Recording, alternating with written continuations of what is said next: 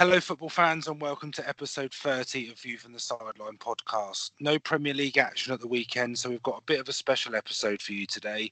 Coming up, we've got a condensed EFL review covering the action from Leagues 1 and 2, including our views on the sacking of Darren Way at Yeovil.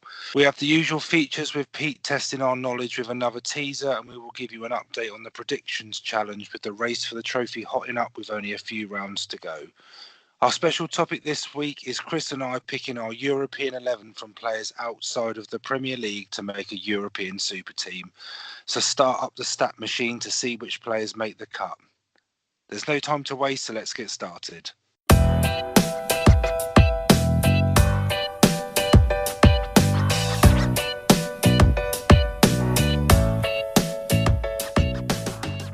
Hello and welcome to episode 30 of View from the Sideline podcast. It's Chris here and Rich here as well.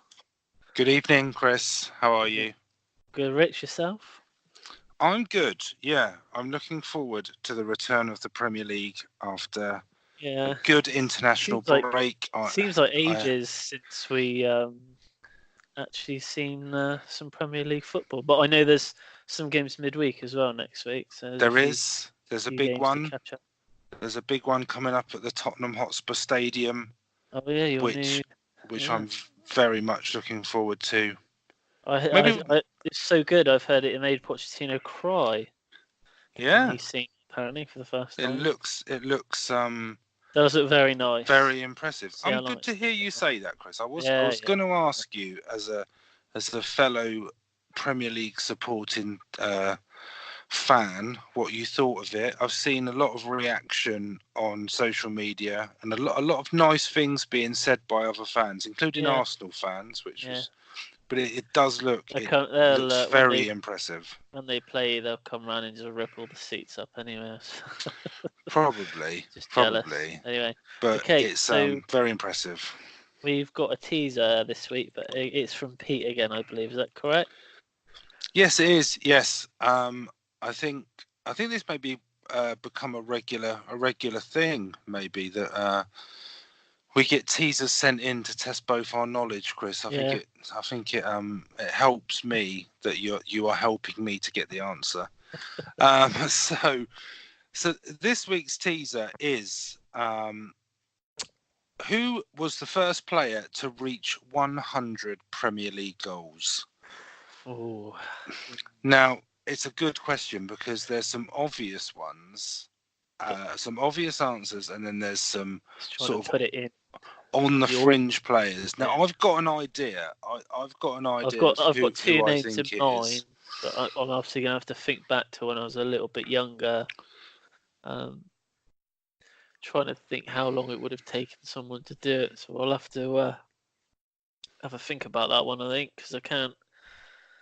It'll be interesting to see. I'll be interested to see what you've got versus what I've got, and then maybe if we've got the same one, maybe that should be our guess. But it's a good question. I don't think there's an obvious answer, but yeah. So we'll come back to that at the end of the podcast.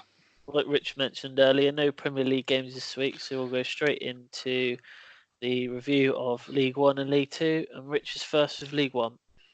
Yep, so League 1 at the weekend. I'm going to start the other way round this week. So I'm going to start at the bottom because, to be honest, that's where most of the action is. So only one of the bottom 9 teams won over the weekend, and that was Rochdale. They're in 22nd. They beat Scunthorpe 3-1 at home.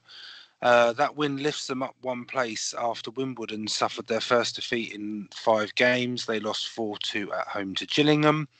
Bradford remained bottom and they suffered their 3rd straight defeat. They lost 4-1 at home to Blackpool. So Rochdale were the big movers in the relegation zone in League 1.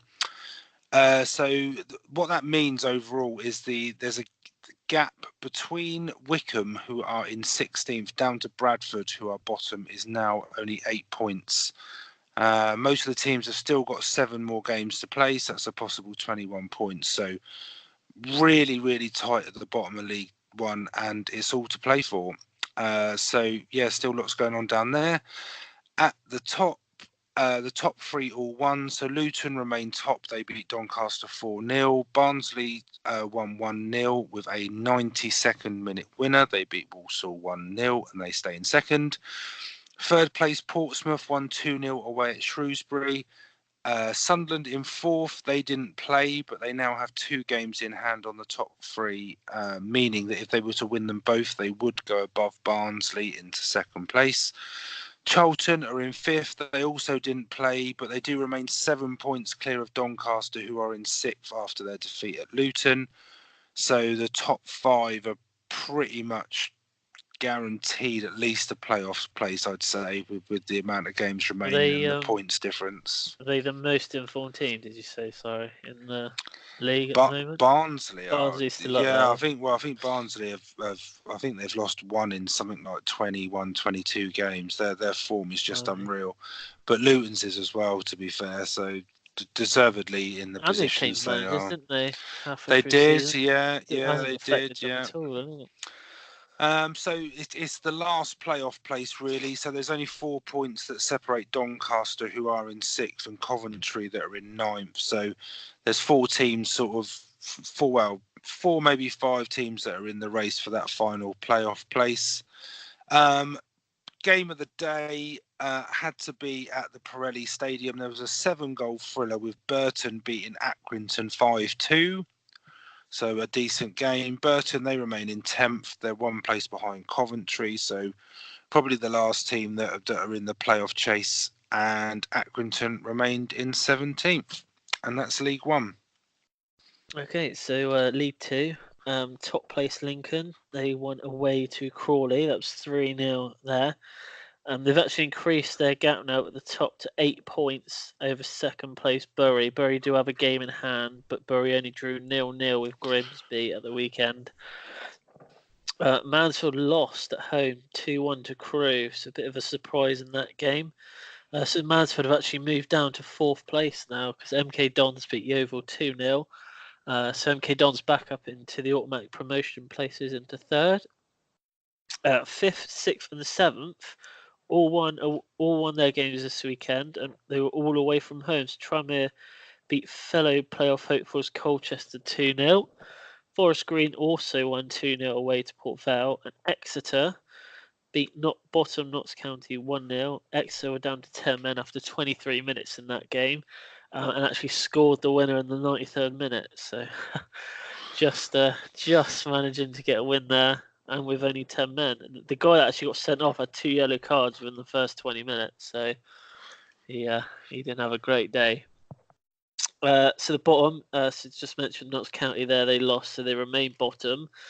Macclesfield, however, they drew 2-2 with Stevenage, so are now just 2 points off of safety. Macclesfield actually scored in the 93rd minute in that one as well to get a point. And Yeovil just above them now, only 2 points clear of relegation zone. They lost 2-0 to MK Dons. Macclesfield have also got a game in hand, so a win for Macclesfield in that game, and Yeovil would be in the bottom 2. And as what's the gap? Sorry, Chris. 2 points. So it's 2 points. So a win for Macclesfield would lift them up and put Yeovil in to a lot of trouble, and as most of you will be aware now, Yeovil sacked their manager this weekend, Darren Way. So he was given his marching orders, and so Yeovil in big trouble, I would say, because Macclesfield second half of the season, if they have had this form throughout the whole season, they wouldn't be in anywhere near the trouble that they're in now, Macclesfield. So. Yeah, this is an interesting one. We'll have to see what happens. I do notice Macclesfield have got Lincoln. They have, Lincoln away next, so away against the top of the table. But I think when we'll talk about Yeovil in a sec, but I guess this is all part of it, really. I guess it's relevant. Yeah. Notts County aren't at all, are they? So, Notts County are actually only 3 points off Yeovil. So it's not. same amount of games played. I mean, Yeah, yeah, yeah. the gap between Nowhere. Yeovil and Port Vale above them is 5 points, which Yeah. is So it's that nowhere gap is near bigger. over. So It looks like it's definitely 2 of that bottom 3 that are going to go down. And Notts County play Stevenage away at the weekend. So I think, well, on paper, Yeovil have probably got the easiest game, but they're still playing Newport, who we know from well, their FA Cup exploits. But yeah.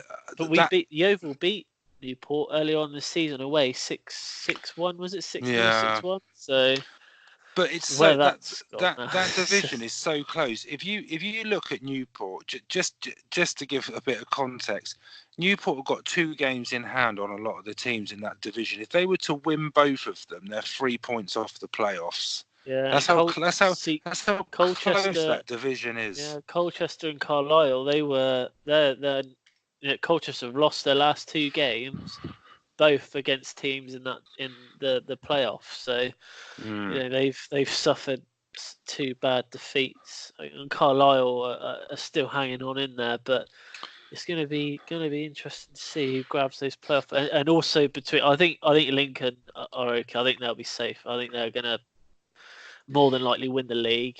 But it'd be interesting to see out of Bury, Mansfield, and MK Dons, who the other 2 teams have got. Obviously, Bury got a game in Well, hand yeah. as I mean, well. Lincoln are sort of 16 points 13 points inside automatic promotion, so Yeah. that they should be all right. So Yeovil, Chris. So Yep. I'm sure you've got some news Oh hot yeah. off the press for us, but just Yeah. from my perspective, Yeah. obviously, I mean you're a lot closer to it than I am. So a couple of things. Who are we looking at as a permanent replacement, apart from yourself, of course? Who are we looking at as a permanent replacement? And from a follower of Yeovil Town, is it a good move? Is it going to give Yeah. them the because the new manager bounce, which I'm sure will be spoken about because of the situation they're in. It's a bit 50-50 sometimes, that what you know, and having a manager there that knows the players, etc., etc. He's obviously not been that successful, but which one's going to give them more success? Are you confident that they've done the right thing and it's going to have the So desired effect? I think so. They've got the assistant that was there, Neil Marmon. He's taken charge, I believe, for the rest of the season now. So obviously Is that a good big job choice? for him. Is Well, it good for I the think fans? he's the obvious choice just until the end of the season. He's the assistant manager. I think he only came in December, January time, so he hasn't been there that long. I don't know a huge amount about him. I know he had a brief playing career, but not a hugely successful one. What's the reaction been like on So social media? Because I know, yeah. So I've got a few tweets here. This one is from Twitter user Harrison East 3. He said, I think the second was right on the run of form we were on, but I also think it might still be too late and should have happened earlier. Port Vale was the final straw for me.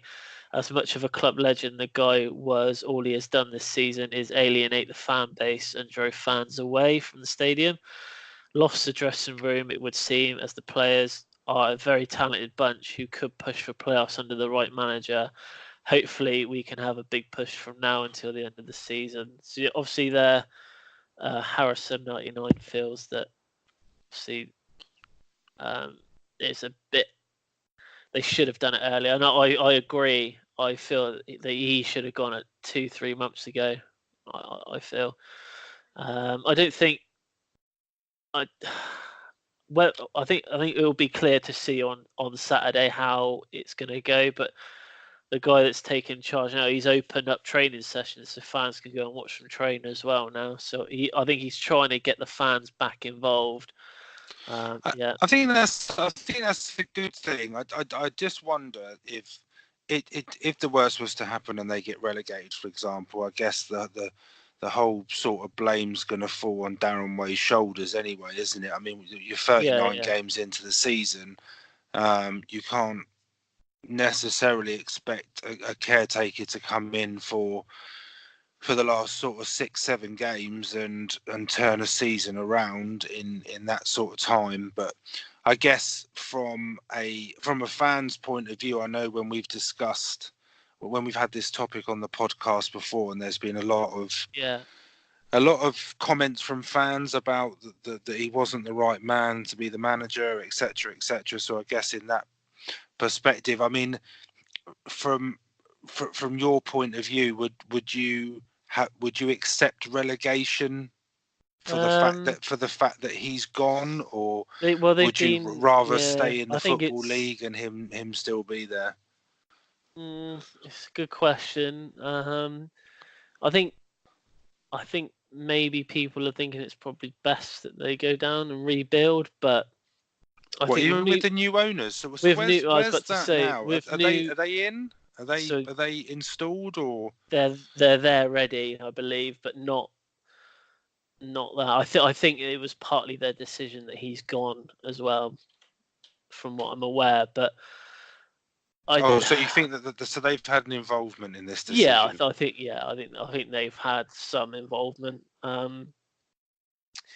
But I think a lot will come clear on Saturday in how that they approach the game.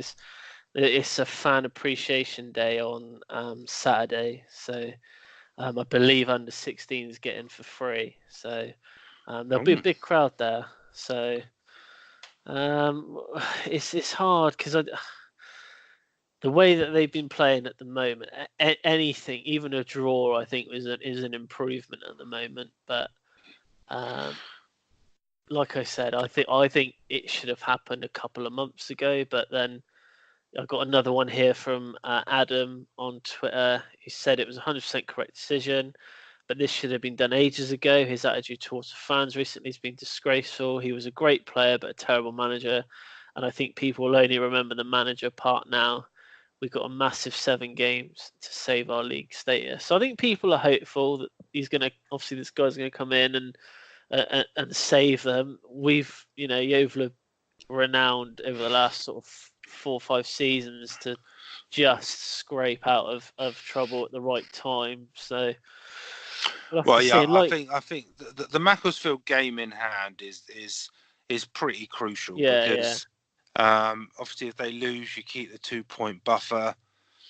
If they win or draw, then it's sort of getting very nervy. So, we'll have to see, I guess. I mean, I kind of want them to stay up. I'm not sure why. I don't have any affiliation to them, but I think the fact that we talk about them quite regularly on the podcast. But then there's people like the wife who have met him in the last sort of couple of months and say like what a genuinely nice guy he is. I think most people in football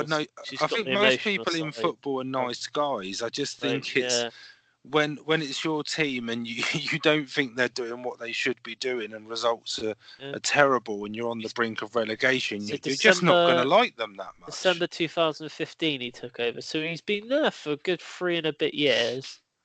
I think he's probably one of the longest serving managers in the division. He signed a contract extension in November as well to 2021. So he'll get a nice little payoff or something, I expect. Yeah, I've got one more tweet here as well. This one's said.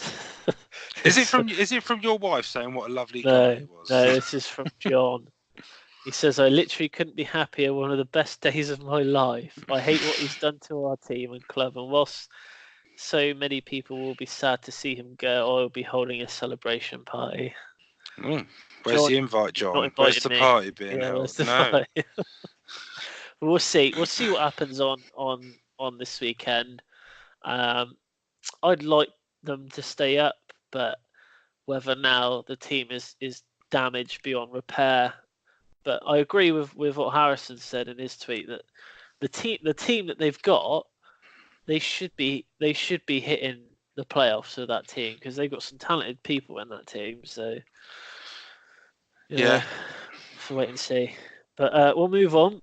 Yes, Rich, you're going to talk a bit about predictions. Yeah, so just the usual update on predictions. So the weekend just gone, we had Rachel as our guest predictor, who came away with a score of 10, as did you, Chris. Yeah. I got 15. So we're still not any closer to overtaking Jamie at the top with 30. We're quickly running out of rounds. I think there's probably 7 or 8 rounds maximum that are going to be left That many at all. before the end of the season. Obviously, for the people listening and the people that have taken part before, you are in with a chance of having another go. We'll see how that goes, because I think 30 seems to be almost like a one-off fluke score, really. Although, I mean, we've hit it a couple of times, but Yeah. we've had Well, 30 we've odd had how goes. many goes we had? Yeah, We've exactly, like exactly. one in every 10 tries. I think we've hit it. So Yeah, something like that. So, but something. I mean, I just think for the first season of our podcast, it's something that's gone down really well. We've had, I think we've had 34 rounds now, so we've had 34 guests taking part, and we've got a few ideas, haven't we, Chris, for next year about how yeah, we're going to evolve it. So hopefully, if we come back for a second season, it will be something that we will develop slightly, make it a bit more interactive. But yes, and I believe, Chris, you have some news about the trophy. The trophy is the en route. The trophy trophy is being is engraved as we speak. it's being looked into yet. So there's a couple possible that I've seen that I like. So It's just the postage, because it is so huge yeah, that it's going to like literally take I its think own Eiffel lorry. Tower, that sort Yeah, of stuff. yeah. But yeah, it's gonna look So good.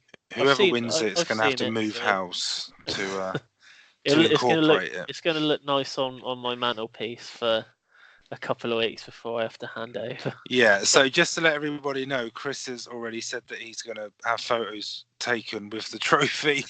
Just in Um, case. yeah, just as Yeah. sort of some sort of memento before it actually goes to the actual winner.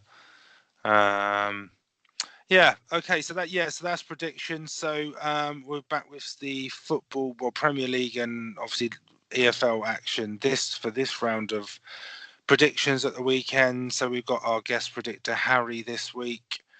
So we'll see how he gets on and see if anyone can threaten the score of 30. We'll have to wait It'd and be see. nice if someone came close because we're struggling. People are struggling to get 25 at the moment. So Well, that's part of the beauty of it, though. I suppose it's and it's I not as think easy as you it's think. no, It's not no, it's picking not. 6 results And I for think games. James was probably the closest at one point to get into. When he was the one at half I time, think he had he like had. 40 odd points in it Yeah, at he half time, did. Yeah, and then yeah. he ended up on I'm not about sure. 10. Yeah, I'm not sure if he listens, but God, we never would have heard the end of that if he'd No, gone. no. But I believe he does listen. So yeah, shout out to you there, James. Yeah, at half time he had the best score. Anyway, yeah, so that's predictions. So we will be posting the this week's matches online probably tomorrow, and then we will have an update over the weekend once the results are in. So I think that's it for part 1, Chris. Yep, that's it for part 1. We'll be back in part 2 with our special topic where we've each picked our European 11, so that's players outside of the Premier League, and we'll try and get Pete's teaser, and obviously we'll tell you what's happening next week as well. So we're back in part 2.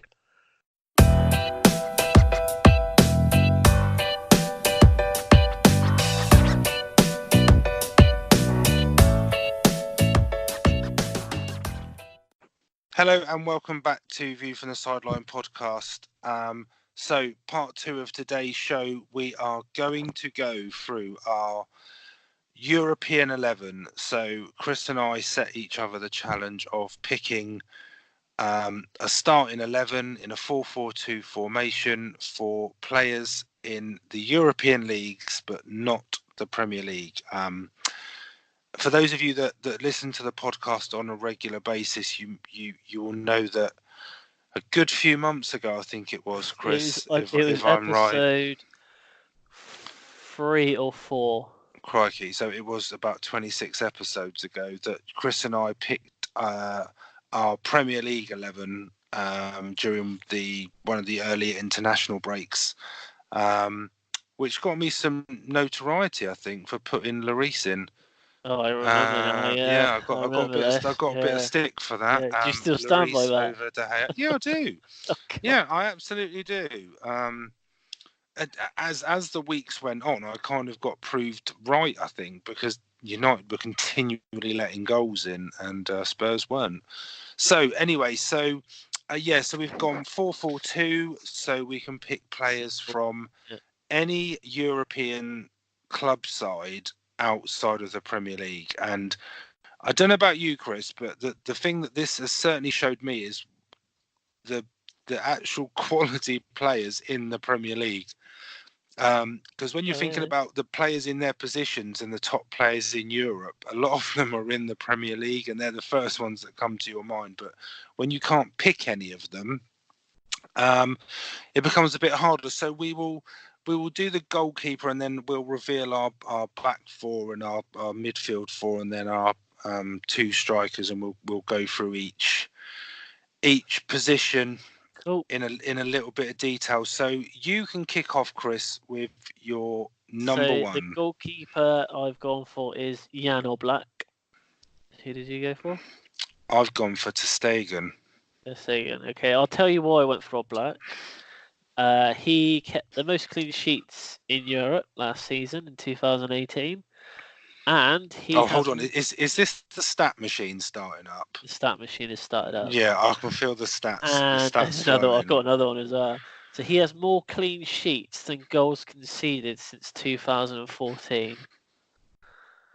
So he's kept more clean sheets than the goals he's actually conceded, which I thought was, which is one of the reasons I put him in there. And he's a decent kid. He plays. I really do like Atletico Madrid, but I think it's because it's Simeone. I'd love to see Simeone in the Premier League. I wouldn't even mind who he was at. I'd love to see him in there. Yeah. I'm going to disagree with you because I didn't pick him, but I think that he is. You said it yourself. He's a decent keeper, but that's not good enough. Being a decent keeper is not good enough to get into the European Super Team. Is not. I've gone at it from a slightly different angle. Now, hands up, if Manuel Neuer had not been injured, I would have put him in.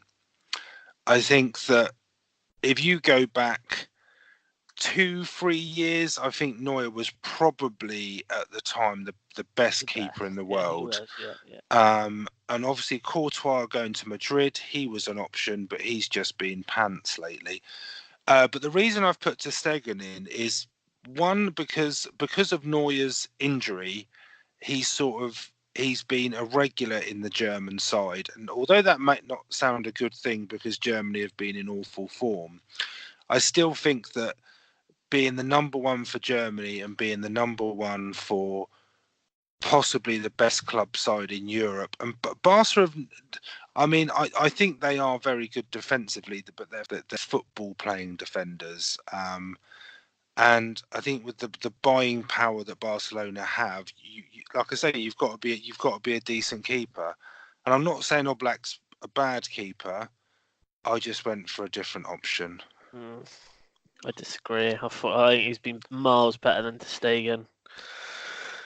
That's fine. You said it yourself. He's an okay keeper. He's a world class keeper. Said. Well, that's what I meant. You've picked him because you like the manager. Right. I think it's what you said.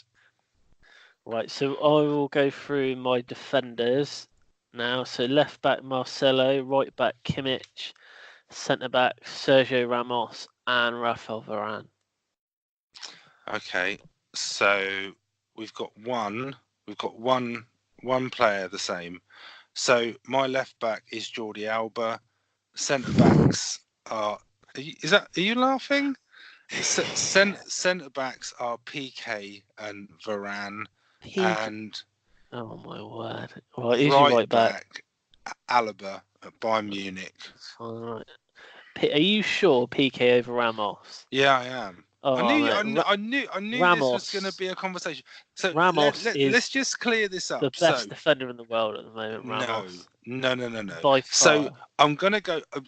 Let's do the one we've got. So Varane at Real Varane, Madrid. So I've put him in, obviously, as have you, but it was very close with Umtiti at Barcelona, because I think since he had an amazing World Cup, and he's been amazing for Barcelona since. But I did sort of think I would have four of Barcelona's back yeah. five. Varane he's just so strong and young at the same time. He's just Yeah, the I amount, think the he's a amount bit. he's won as well. He's a bit more of a complete, classy centre half. I think Varane. He's a bit He's like Van very. Dijk. If I had to Yeah, compare it to him, well, he he reminds. reminds me of Ferdinand. He reminds me of Yeah, Rio yeah. Ferdinand a bit. He's a very sort of complete centre half.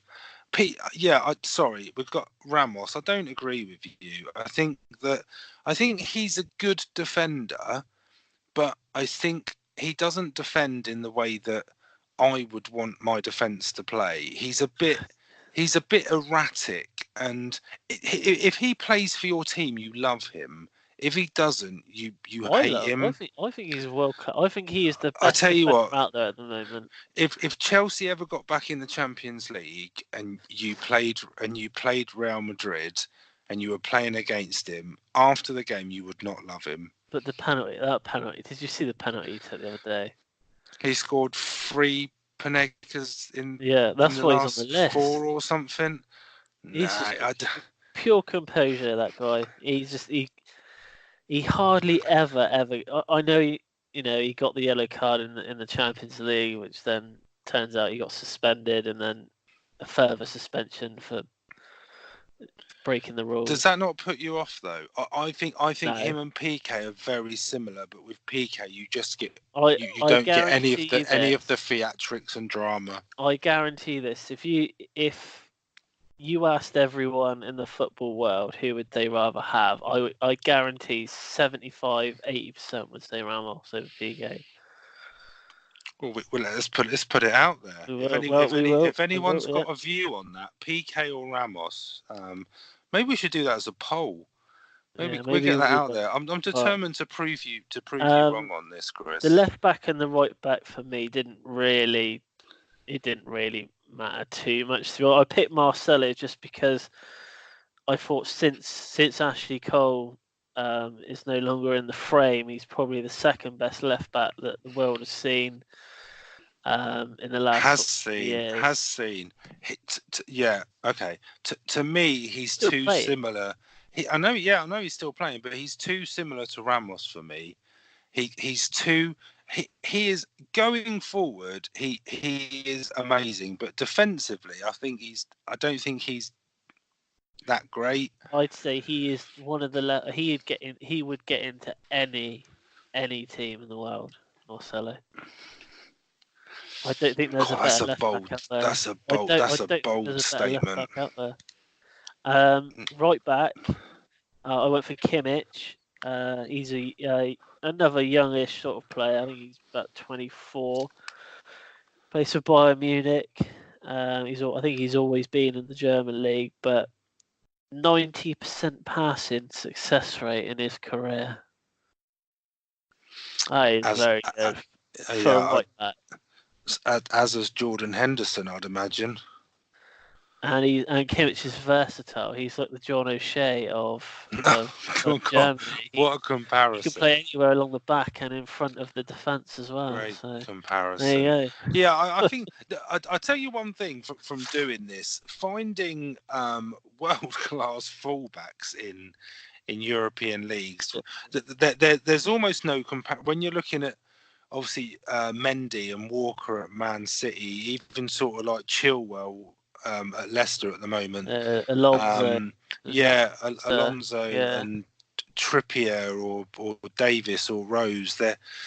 I think the best fullbacks are certainly in the Premier League. But yeah. okay, Alaba, wasn't it? yeah, Oh yeah, he's yeah, good. I like him. I think he's a good player. I think He's he another one gets. who can play. He gets. I mean, He? he's been at Munich his whole career, apart from a short loan spell. I think he was at Hoffenheim or somewhere like that. But he same with Kimmich. He's been in the German league his whole career, and I think I'm not disrespecting Austria at all, but I think a lot of people forget about him because he's Austrian. He's sort of not playing for a country that's sort of at the forefront. Well, yeah, I think the Pique Ramos one's a good one.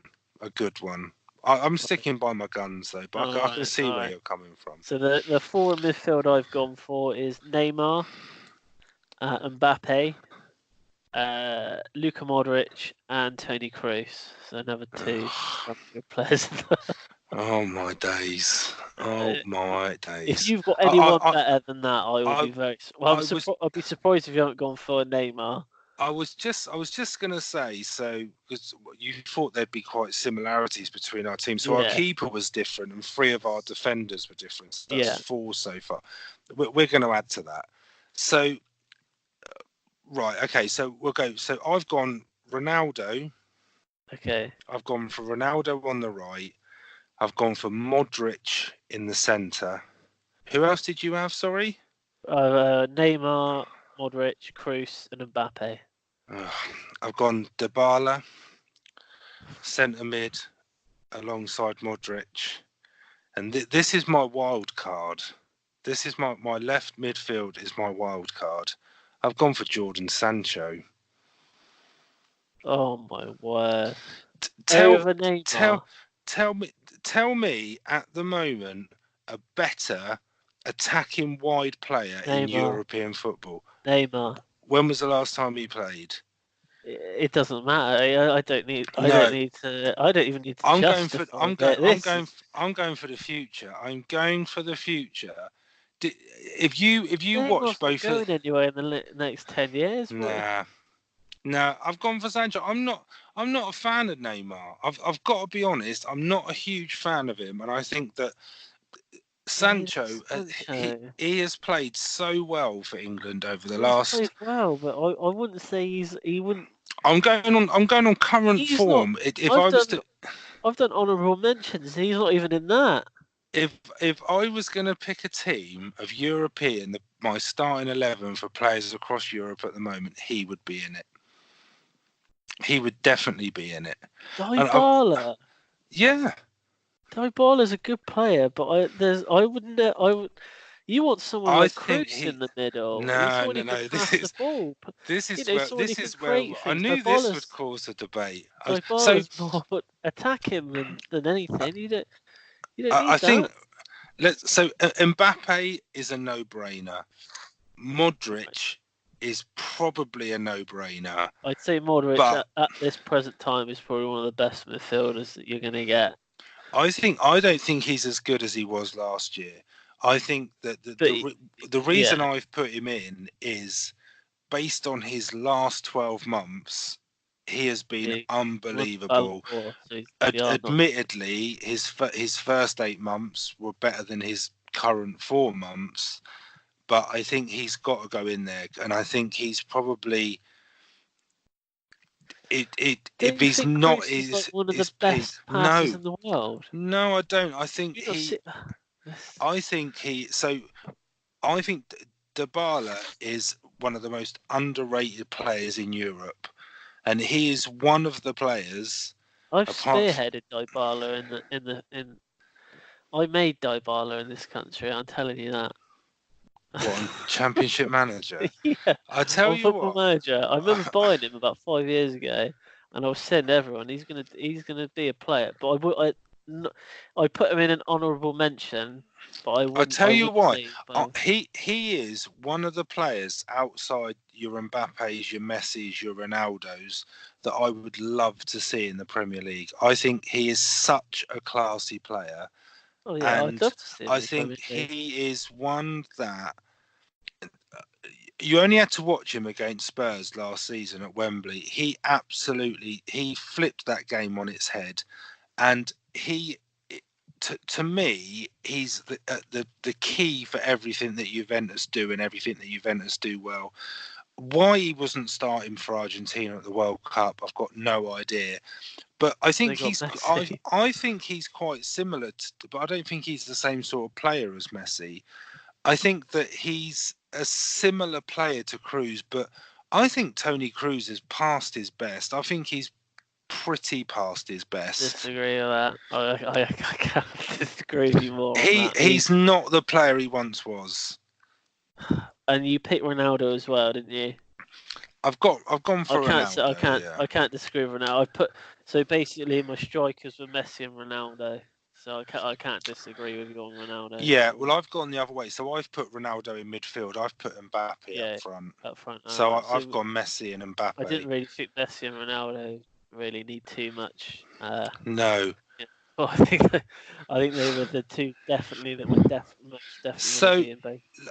So my honourable mentions were Ramos, Bale. Bale nearly made it for me.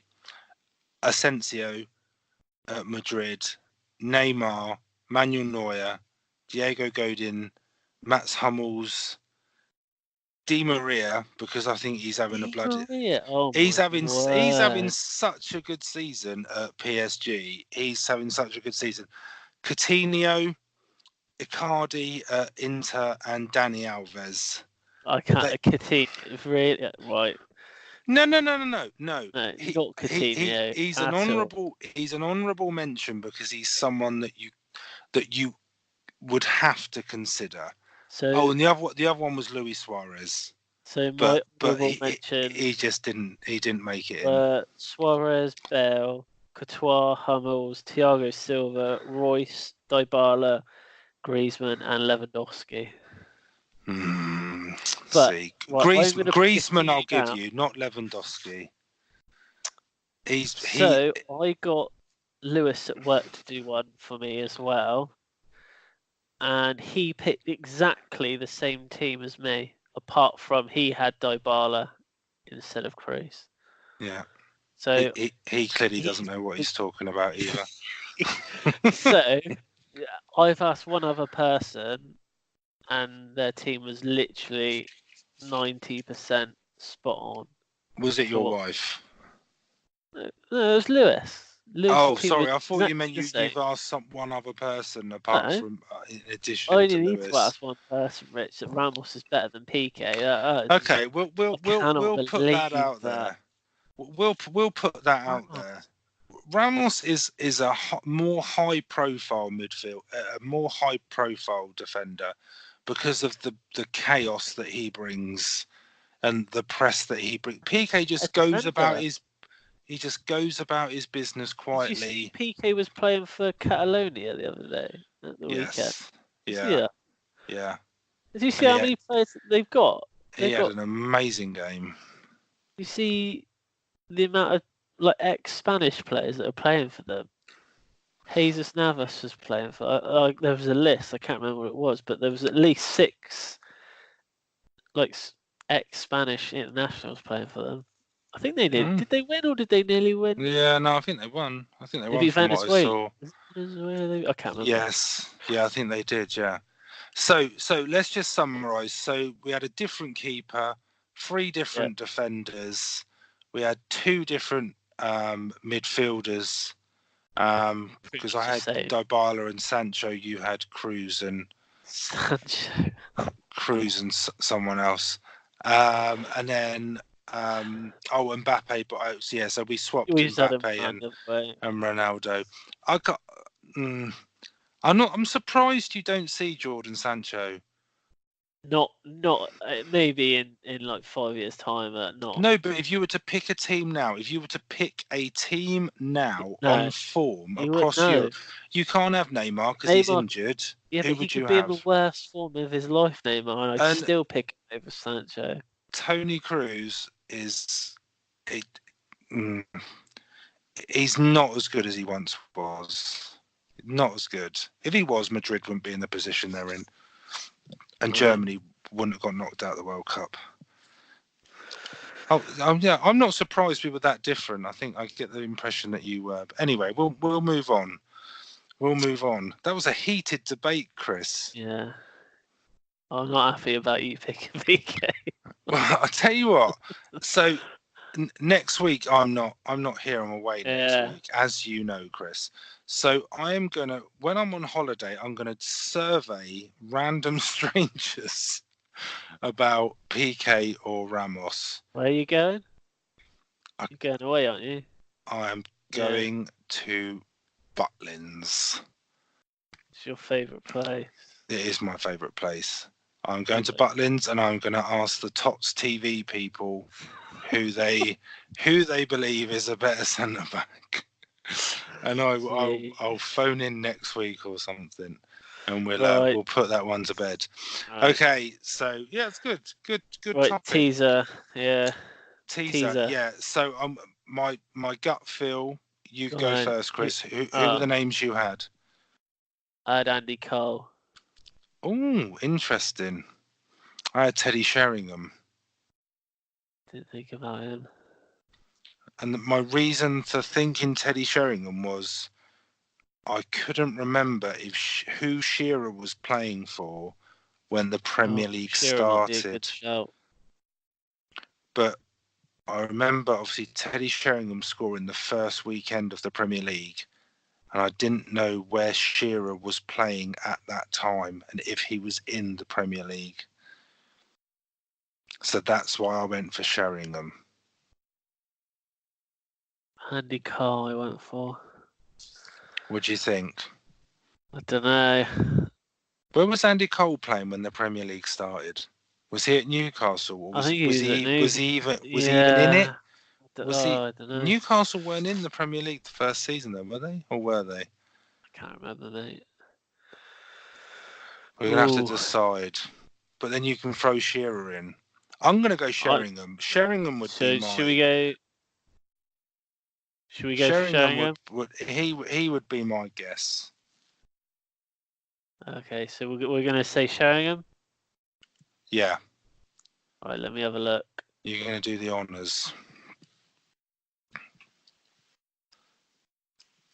Bet it's Andy Cole, isn't it? So that's a list of footballers with more. I'm supposed to find this out. No, so during the 95-96 season, such and such player became the first player to score 100 Premier League goals. It was one of the three that will be mentioned. Damn you, Alan Shearer. It was Alan Shearer. Alan Shearer, yeah. He was also the first to hit 200 as well, I believe. Oh, that's just being selfish. Well, in fact, he's only one of two players that have hit 200. Yeah. So, really. Sheringham scored 146 in total. So at least he got to 100. Third. Oh well, good question. Good question. It was a good question. To be honest, Shearer didn't come to my mind. Lampard was fourth. That's total goals, not first to 100. But yeah, Shearer was the first Premier League player to score 100 goals. Yeah, there you go. So. Okay, so I think we've got a few more teasers that Pete sent in, so we've got enough to keep us going till the end of the season, I think. So, as Rich said, he's not here next week, so it will be me with a special guest, I suppose. Special guest, Lewis, I expect, and then you can swap notes on your European 11. So yeah, it will be me and said guest next week. Rich is off on holiday. But yeah, that's it for this week. Anything else, Rich?